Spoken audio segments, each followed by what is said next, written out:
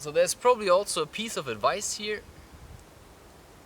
So what did I just do? I pointed the camera at a specific spot, which I felt comfortable pointing it at, because I would know that I would be somehow in the picture. And I hope now that you can see my face and that it's not cut off. So I use these sticks as markers because I don't usually test these things. And the reason why I don't do that is because I'm alone here and I have to work once more with what I have available. And of course you can see that as some kind of metaphor for whatever you're trying, and whether that is music or anything else, it always is the same kind of thing. So I sometimes look at people who do something completely unrelated to what I'm trying to do, but somehow I realize, how to solve one of my problems because I see how they make problems or how they solve their problems. And so yes, I come here on my own, and there's nobody who can look to the camera. And what I also, previously what I always did, I would put up the camera and then I would run like a test shot. Then I would run here and sit there, record 5 seconds and then go back and then look at it. But that just makes my camera time less. So I'm wasting recording time with doing something like this, because then I have to open the LCD monitor, because now it's closed so that it's saving battery. Then I have to open it, that drains the battery, then I have to close it, and then I have to continue the shot. So I started to find ways of how I can do this without wasting so much energy. And one of these ways then is to, of course, work with my experience, because roughly I know now how to set it up, and then I have to find things, and then I say beforehand, okay, that's where I'm going to sit. And the same thing goes, for example, I put up my blanket first, and then I set it up, and then I know this is where my head is going to be. And it's also funny how different, and that's something actually I wanted to talk about yesterday already, how different I feel when there's a woman or there's a man. And yesterday there was a dog, and it's a young male, and I've seen him already several times. It's a boxer, if that's a English name for a dog. At least the German name is like this. And then a girl walked past, and she had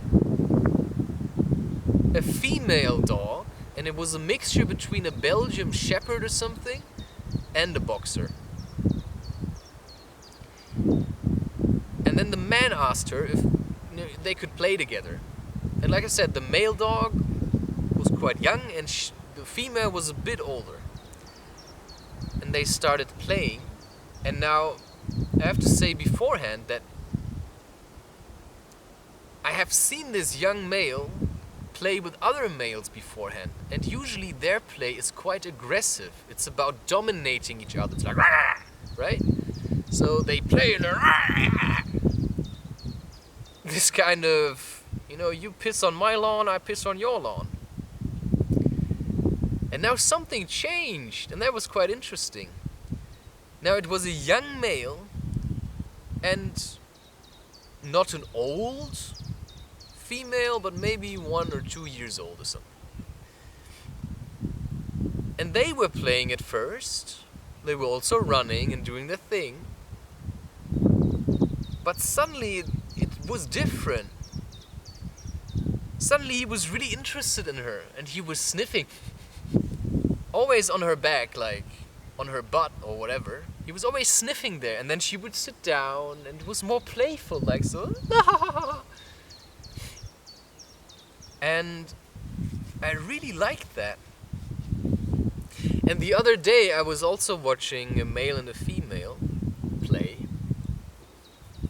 And then the owners were saying stuff like, oh, it's so nice how they play together. And you know what happened inside of me? I just I didn't participate in the conversation. I just heard them talk about how their dogs are playing always so nice together. But because my underlying topic at the moment is sexuality, I reflect everything, sometimes, not everything, but a lot of things people say I reflect on my view on sexuality. How it's like to have sex together. And some people, they just have this kind of stiff, like, kind of sex. They don't know what to do. It's like, you know, they're just looking for an orgasm or something. But it's not playful. And now I picked up more and more, you know, how you should have sex with a woman. It's like in a playful way. And how can you do that? You need to be free. Free of all these stigmata. Free of all these thoughts of how sex should be. And you know, it's just about also stretching it out. You know, you don't always have to immediately like go inside and then be as hard as you can. Like, what? No, try to be gentle. Like, how do you see children play? And that's how you then want, as an adult, have sex. And that may sound weird to you, but in spirituality you say, you know, even as an adult, you know, you're like a child. You see the world like a child, through the eyes of a child. That just means you're discovering everything anew every day. It's like everything is kind of nice and, oh, nice, there's a butterfly, right? And some people, I don't see the butterfly, I don't know what you're talking about. And sometimes you just feel like that. So it's your job to get that mentality of a child back, that kind of, hey, you know, life is beautiful and let's discover it. Let's use our bodies and just, oh, what does that do? Oh, you have a penis? Oh, why don't you have a penis? Did they cut it off? Right? Children just see things and they don't think about it a lot. They just follow their feeling. And of course they need some explanation, and then you say, no, he's supposed to, like, she doesn't have a penis because she's a girl. Why doesn't she have a penis? And then maybe you can explain that. And imagine you could come together as adults now with life experience, knowing what you like and what you dislike. You know, you don't have to try everything anymore, but you can just come together and you can just somehow fool around with each other. Not just, but also, I mean, there's also a goal to grow together spiritually, but also to feel oneness with another person. And that's why I keep talking about Tantra, and I haven't experienced it, but I know of it, and I can imagine roughly, no, I can't really imagine, but I can imagine the direction it's going in. And it means to stretch it out, to keep that energy, to keep connected to another person, and to feel as one.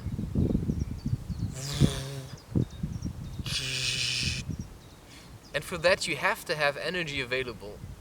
So you have to get rid of all the things that are draining you, which is probably a lot of apps on your smartphone, which is like constantly draining, like giving your energy into these apps, checking stuff, like, you know, you're already running.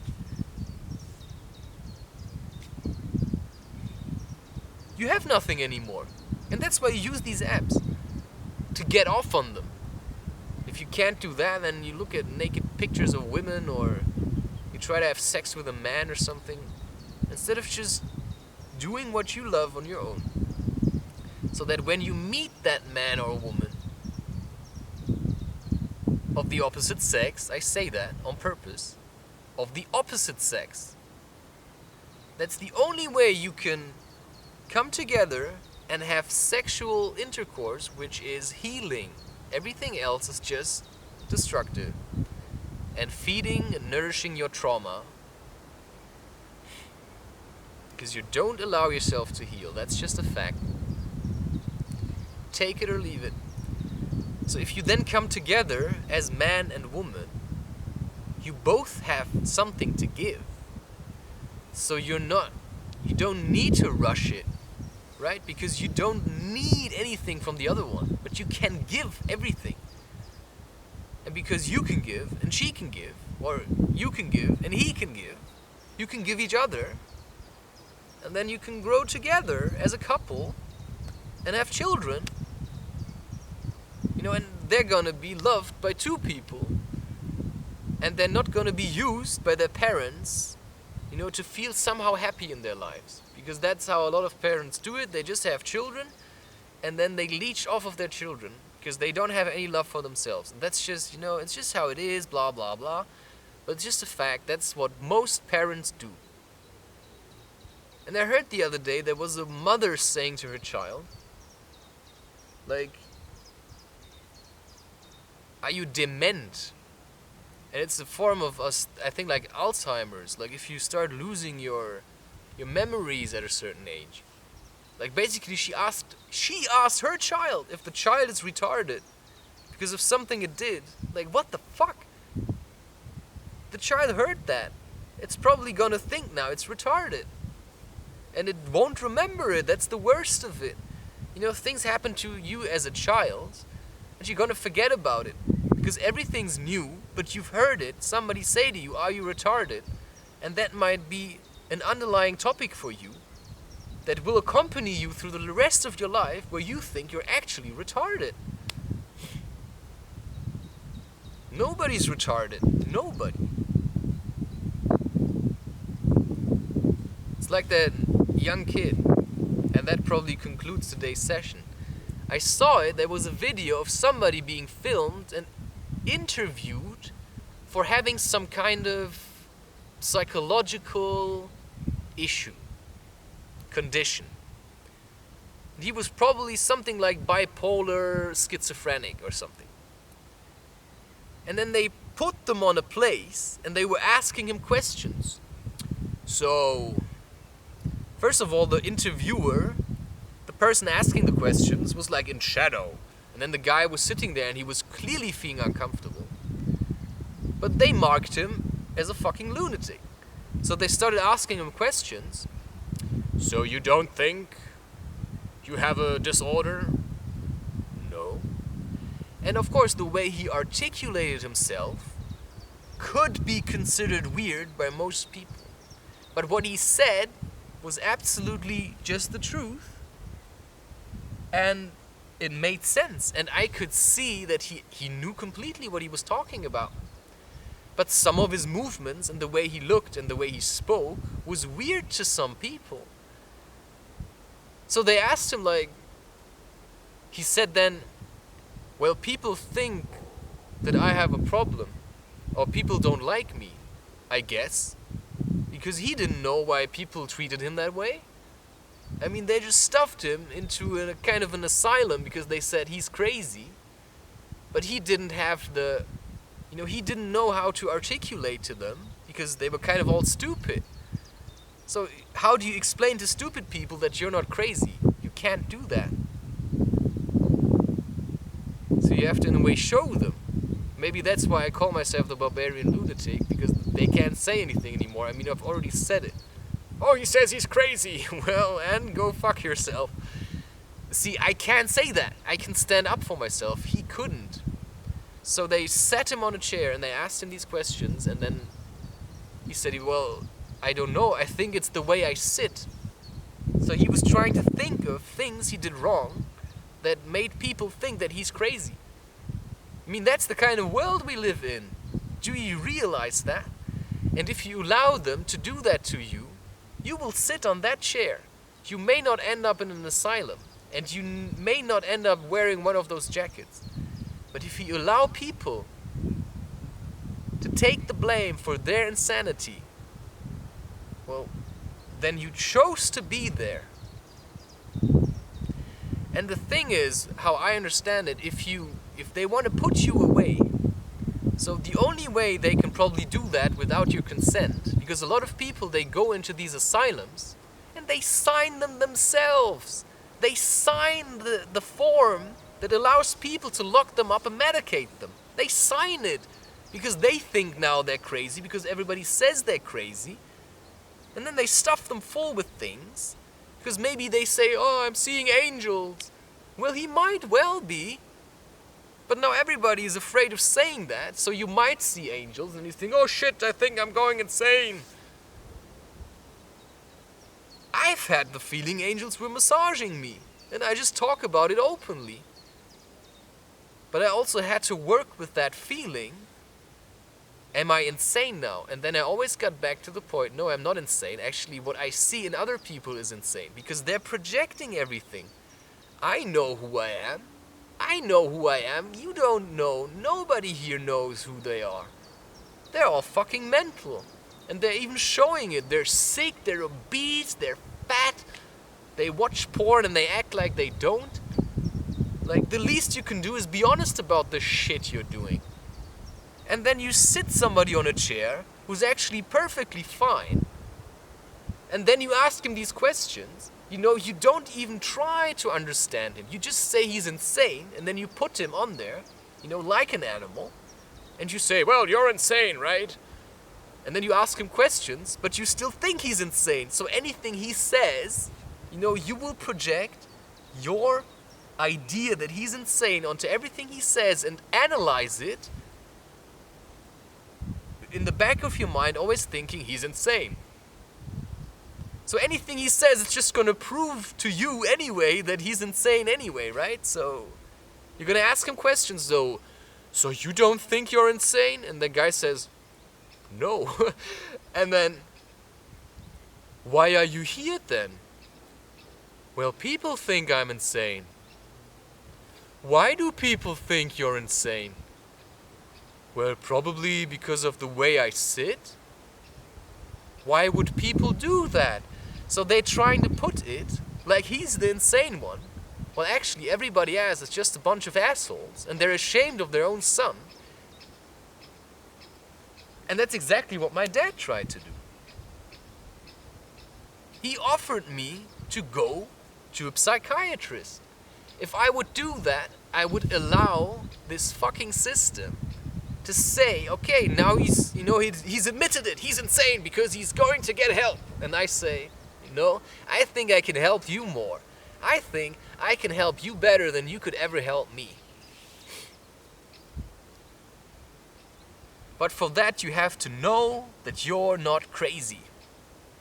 And you have to accept the part of you also that feels like it's crazy. Because he's different than like all of these other pretenders. Because they're all pretending. You see them, they feel miserable. You don't see them, suddenly they're happy. You see them, they feel happy. You don't see them, they feel miserable. So they never know who they are unless there's other people around. And then you start figuring out, oh, that's who I am. And suddenly you start changing because you realize, well, I don't know who I was all this time. Like thinking I was gay or, doing all these weird things. Like, why don't you just do what's according to my nature, which in my case seems to be talking and doing these videos, because that's when I feel like I am myself. So I do that.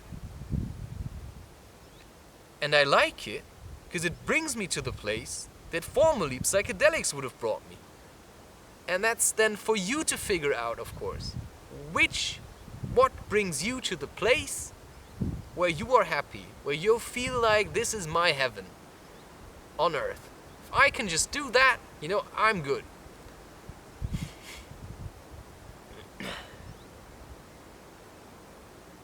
Yeah, and then people are going to say you're crazy or whatever, and then you say, well, fuck you too. Because you don't need them to like you. You don't need them to accept you. You just need them to leave you the fuck alone. So that you can do what you want to do. And then you include the people who like you for the way that you are.